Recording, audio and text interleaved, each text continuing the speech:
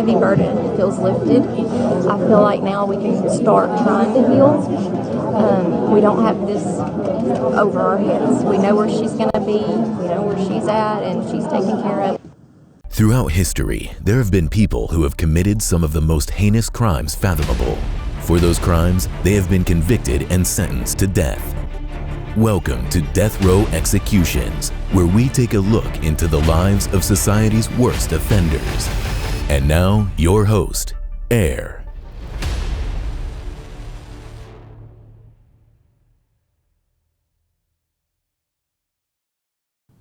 It all started on Friday, October 9th, when 911 operators received a call from a frantic woman at around 10:20 in the morning. The call came from a Jessica Brooks. Her 21-year-old daughter, Reagan Michelle Simmons Hancock, was unresponsive on the floor, surrounded by a large pool of blood. What frightened Jessica even more was the fact that Reagan was 34 weeks pregnant with a baby girl who had already been given the name Braxlyn Sage Hancock. When police arrived at the scene, they noticed blood on furniture, walls, appliances, and other items within the home. Reagan was lying face down. Hoping to see if Braxlyn was still alive, EMS personnel attempted to check the status of Braxlyn, but as soon as Reagan was turned over, they noticed an extremely large incision from hip to hip on Reagan, and Braxlyn was nowhere to be found. Police enlisted the help of Texas Rangers so they could begin an investigation of Reagan's murder and the disappearance of Braxlyn. They arrived at the scene of the crime a little after noon, and they communicated with police that they believe they inadvertently came across Braxlyn and the suspected killer an hour before the 911 call came in from Jessica. The story relayed was that a Texas state trooper pulled a vehicle over in DeKalb, Texas a little after 9:30 in the morning. The officer conducting the traffic stop noticed a woman in the driver's seat with a newborn in her lap. The officer identified the driver as Rene Parker, and after the officer noticed the umbilical cord still attached to Braxlyn, Taylor communicated with the officer that she had just given birth. The officer had no reason to not believe Taylor because the umbilical cord looked like it was coming out of Taylor's pants, and there was also a mess in the car. Taylor began giving CPR to Braxlyn until EMS arrived, and they ended up taking both Taylor and Braxlyn to the hospital in Idabel, Oklahoma. Taylor spoke with hospital staff, claiming that Braxlyn was her biological child and was most likely oblivious to the fact that medical professionals would be able to tell if a female had recently given birth. When authorities and detectives spoke with the hospital staff, they were finally informed that Taylor had not given birth and Braxlyn was not hers. Special Agent Dansby spoke with Taylor while she was still in the hospital. She admitted to Special Agent Dansby that she got into a physical altercation with the mother of Braxlyn and admitted to leaving the house after she was able to successfully take Braxlyn. Hospital staff also had to deliver the news to authorities and Reagan's family that Braxlyn did not survive. An autopsy was conducted on Reagan, and they mentioned that her incision was made with a small scalpel and her whole uterus had been removed. She attempted to fight off her killer as best as she could, but succumbed to the 100 wounds on her body and head. The scalpel was not even found until later because it was lodged inside one of her wounds. 27-year-old Taylor was immediately arrested and sent to the Bi-State Detention Center. Taylor had 3 separate charges, 2 of which were capital murder and murder. She appeared in front of the 202nd District Court in Bowie County, Texas, and her total bond was set to $5 million for all 3 charges. Investigators ended up interrogating Taylor and speaking with other witnesses to get a full story behind why Taylor did what she did. They found out that 10 months before the murder of Reagan and Braxlyn, Taylor, who was in a relationship with her boyfriend, was experiencing relationship problems. Her boyfriend wanted to leave her, so she decided to fake a pregnancy in order to keep him around and by her side. Taylor went as far as to post her pregnancy online, sharing with people that she was going to have a gender reveal party. She disguised her stomach to look pregnant, and she even faked ultrasounds. Everyone around her believed she truly was pregnant, and her plan kept her boyfriend temporarily by her side. What is even more shocking than Taylor making many people believe she was pregnant is the fact that no one, not even her boyfriend, knew she had a hysterectomy and would never be able to conceive. Taylor was so obsessed with convincing people of her lie that she spent hours researching how to fake a pregnancy, and she also researched by reading and watching videos on how to deliver preterm babies that were at least 35 weeks. Taylor's boyfriend, Wade Griffin, was interviewed, and he told detectives that Taylor did in fact tell him she was pregnant and was due in November, but was going to the Idabel Hospital to pre-register for labor to be induced for the birth of their child on October 9, 2020. He also communicated with detectives that they had just recently had a gender reveal party celebrating having a girl, and he was supposed to meet with Taylor at the hospital at around noon for the birth. Wade believed every word Taylor had said to him. Although they had loved each other, their relationship began in July of 2019 after meeting at a rodeo and developing their relationship online. They met each other's families, but he described their relationship as an emotional roller coaster and had threatened to leave Taylor before. His escape was the long hours he worked, working for a roofing company along with side jobs for welding, hog trapping, and managing livestock. Wade also communicated that he loved to eat, and Taylor would always have a hot meal waiting for him when he came home.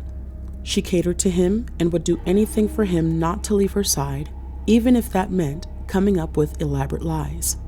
Early in their relationship, Taylor claimed to come from money and even asked Wade to complete a job on a property that would have totaled $50,000. Wade enlisted the help of his friend Juan, a family man with 4 kids. Taylor gave the men one check, but of course, not really coming from a rich family, she was unable to keep paying her boyfriend and his friend, so she lied by telling Wade that her mother found out about the job and shut it down. Wade started paying Juan with his own money, but in the end, he had to tell his longtime friend that there was no more job. Wade said that his friend broke down crying because he was without work and was promised a large sum of money.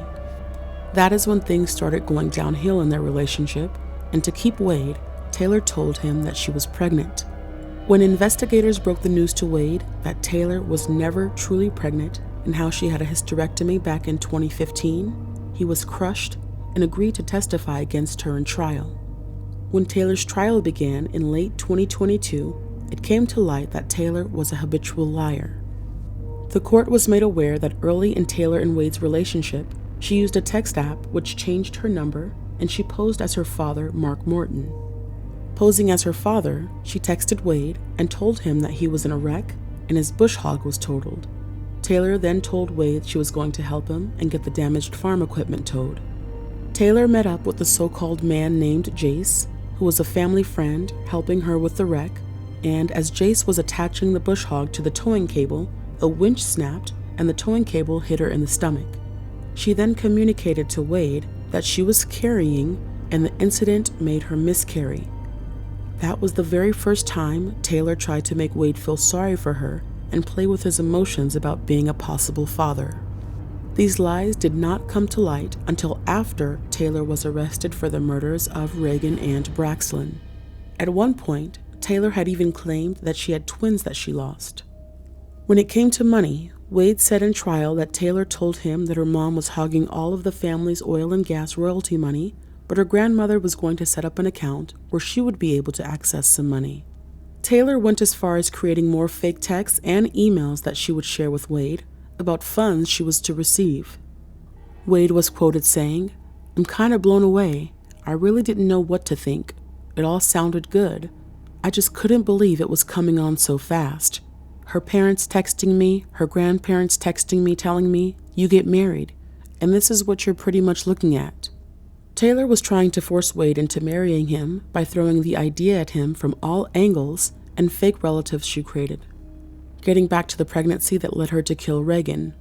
He did notice Taylor wasn't growing or showing, and she just told him that it was because of her tummy tuck, and she did not carry like most petite women.